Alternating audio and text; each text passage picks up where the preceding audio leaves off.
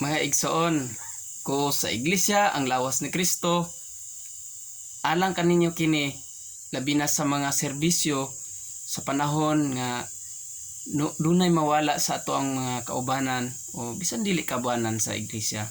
So kini siya ang title dito sa gingharian para sa mga naay namatyan ganang magserbisyo. So karon ayaw kalimot sa pag-subscribe, like, and share kay ako kining pag-aawiton alang gayud kini kaninyong tanan.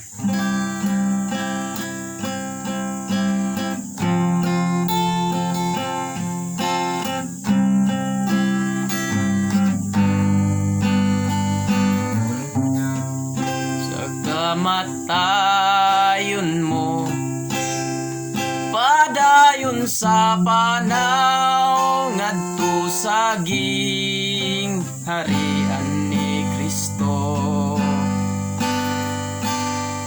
Kay ang kalibutan nga atong gipuy-an gitagana kini sa kalayo. Dito sa gingharian malipayon, luwa sa mga mata pahiran niya, tubig ug kahoy sa kinabuhi giandam alang sa iyang mga pinili.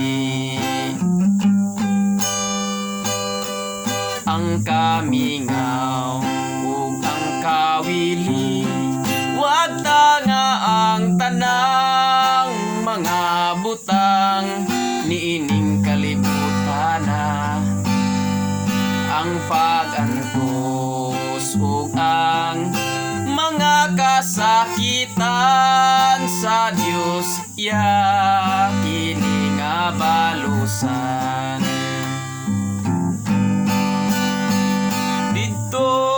Sa gingharian malipayon, luha sa mga mata pahiran niya, tubig ug kahoy sa kinabuhi giandam alang sa iyang mga pinili. Amo ikaw nga itugyan sa Ginoo ug si Kristo ang mag-aaga kanimo. Ang pagampo namo ngadto sa Ginoo maoy makaluwa sa kalag mo. Dito sa gingharian malipayon,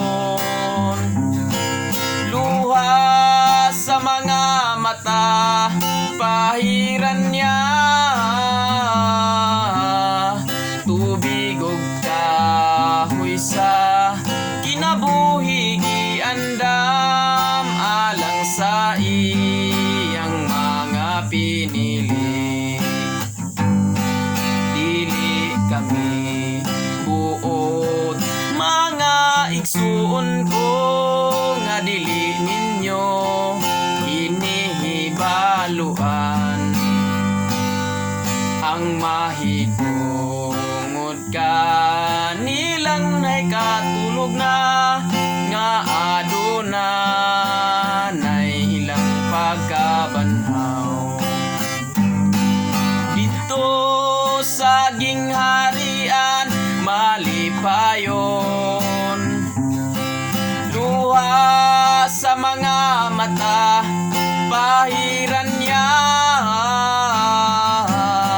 tubig ug kahoy sa kinabuhi giandam alang sa iyang mga pinili. So makadto mga igsoon, ayaw kalimot sa pag-subscribe, like, and share. para sa tanan nga mga iglesia ang lawas ni Kristo mga igsoon.